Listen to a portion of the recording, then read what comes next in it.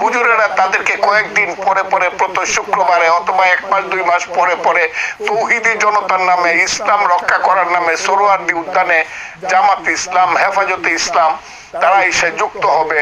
নারী নীতি করা যাবে না, নারী নীতি যারা লেখছে করছে এই নারীরা। আমি তো মনে করি এখন যদি বেগম রুকেয়া থাকতো, আজকের মোল্লা মুন্সিরা তাকে বেত্রাঘাত করতো অথবা তসলিমা নাসরিনের মতো দেশ ছাড়া করতো বেগম রুকেয়ারে। এই কারণে আমি সবসময় বলি, কি করলাম গাজীর গীত গায়া, 5 টাকা কামাই করলাম 1.5 টাকা খায়া। যারা নারীকে, যারা নারী নীতিতে প্রগ্রেসিভ কথা বলে, তাদেরকে যারা বেশ্যা বলে, এদের তো মায়ের পেটে জন্মগ্রহণ করা ঠিক হয় নাই।